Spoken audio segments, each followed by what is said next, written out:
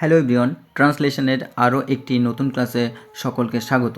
তো আজকে একটি গুরুত্বপূর্ণ প্যাসেজ নিয়ে এসেছি। চলো দেরি না করে আমরা প্যাসেজটির ট্রান্সলেশন কিভাবে করব খুব সহজেই দেখা যাক। মানুষ সৌন্দর্যের পূজারী। সৃষ্টির উষালগ্ন থেকে সে কখনো সুন্দর জিনিস দেখা থেকে তার চোখকে বিরত রাখতে পারেনি। সে মানুষের মুখে, শিশুর হাসিতে, প্রেমিকের মুগ্ধ দৃষ্টিতে, দার্শনিকের ভ্রুকুঞ্জনে সৌন্দর্য খুঁজে পেয়েছে। আর এইসব সৌন্দর্য তার হৃদয়কে আনন্দিত করেছে।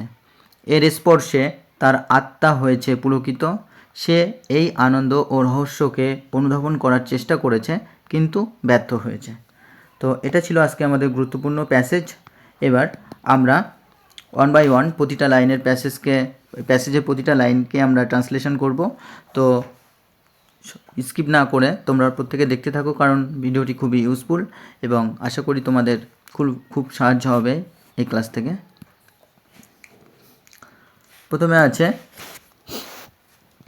মানুষ সৌন্দর্যের পূজারী। তাহলে আমরা বলবো মানুষ অর্থাৎ পিপল আর মানুষ হয় সৌন্দর্যের পূজারী। সেন্টেন্সটা আসলে এরকমই হবে। তাহলে পিপল আর ওরশিপার্স অফ বিউটি। তো ওরশিপার্স মানে কি? পূজারী। তো এই পূজারী অর্থাৎ এটাকে আমরা আরেকটা লিখতে পারি যে ডিভোটিস। তাহলে এই ওরশিপার্স বা পূজারী তার সিনোনিম কিন্তু আমরা ডিভোটিস লিখতে পারি। আর এখানে এই সেন্টেন্সটা আবার অন্যরকমভাবে লেখা যায়, যেমন যে man is the devotee of beauty.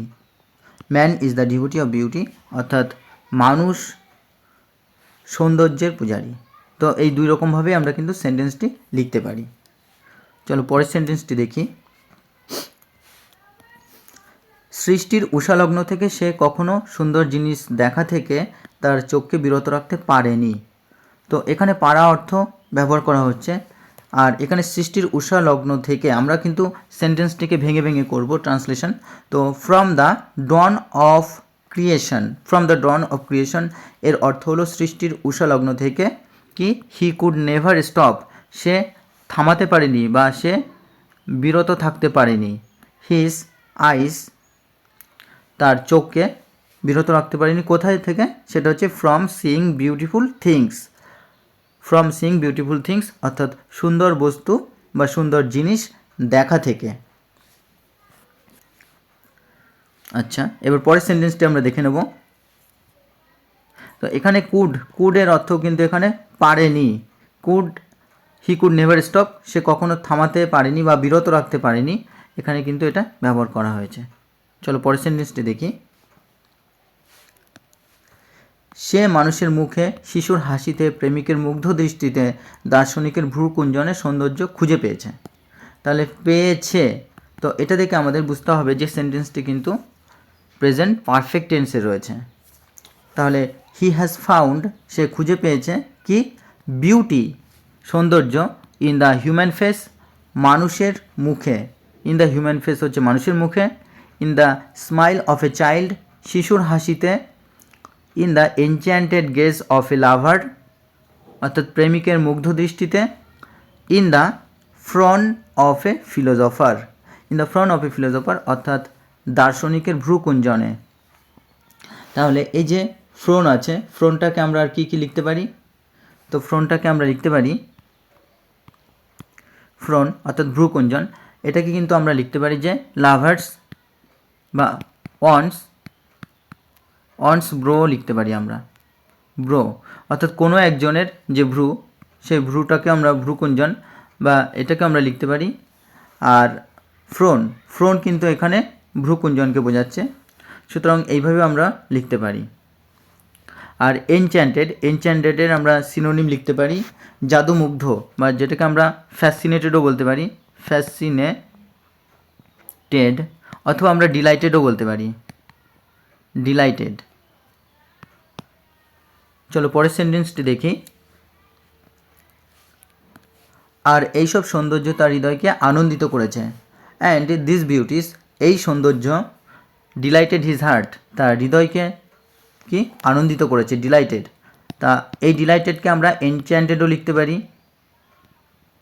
Enchanted, অথবা ফ্যাসিনেটেডও লিখতে পারি, ফ্যাসিনেটেড, বা আমরা থ্রিলডও লিখতে পারি, রোমাঞ্চিত করা, আনন্দিত করা, শিহরিত করা। চলো পরের সেন্টেন্সটি দেখি। এর স্পর্শে তার আত্মা হয়েছে পুলকিত। তাহলে এর স্পর্শে বলতে তার টাচ বা স্পর্শকে বোঝাচ্ছে। তাহলে হিজ সোল হ্যাজ থ্রিলড, রোমাঞ্চিত হয়েছে, তার আত্মা রোমাঞ্চিত হয়েছে বা পুলকিত হয়েছে অ্যাট ইটস টাচ, এর স্পর্শে। থ্রিল, তো থ্রিলটাকে আমরা এনচ্যান্টেডও লিখতে পারবো, এনচ্যান্টেড। আর এখানে কি হয়েছে, হয়েছে বোঝাতে কিন্তু এটা প্রেজেন্ট পারফেক্ট টেন্সকে বোঝাচ্ছে, প্রেজেন্ট পারফেক্ট টেন্সকে বোঝাচ্ছে। চলো পরের সেন্টেন্সটি দেখি। সে এই আনন্দ ও রহস্যকে অনুধাবন করার চেষ্টা করেছে কিন্তু ব্যর্থ হয়েছে। তাহলে হি হ্যাজ ট্রাইড, হয়েছে, এখানেও হয়েছে বোঝাচ্ছে, অর্থাৎ এটা কিন্তু প্রেজেন্ট পারফেক্ট টেন্সে হবে, যার গঠন হচ্ছে সাবজেক্ট হ্যাজ অথবা have plus V3 plus object. তাহলে হি হ্যাজ ট্রাইড, সে চেষ্টা করেছে কি, to realize this joy and mystery, এই আনন্দ এবং রহস্যকে অনুধাবন করার বা বোঝার জন্য, বাট ইন ভেইন, কিন্তু সেটা নিষ্ফল হয়েছে। বা এটাকে আমরা এইভাবে লিখতে পারি, বাট হি হ্যাজ ফেইল্ড, সে ব্যর্থ হয়েছে, এইভাবে লিখলেও আমরা লিখতে পারবো। তো দুরকমইভাবে হবে।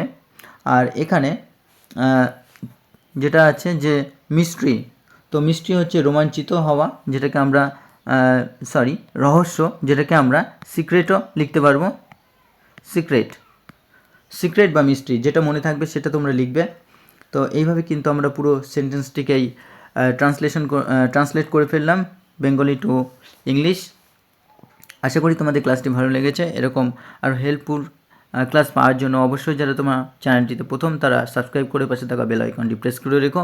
আর যারা ইতিমধ্যে দেখছিলে তাদেরকে অসংখ্য ধন্যবাদ। আরও বেশি বেশি করে তোমরা শেয়ার করো, যাতে আরও নতুন নতুন ইউজফুল ক্লাস তোমাদের জন্য নিয়ে আসতে পারি এবং তোমাদের এক্সামে সব রকমভাবে হেল্প করতে পারি, বিশেষ করে ডেসক্রিপটিভ ইংলিশে। তো তোমাদের অসংখ্য ধন্যবাদ।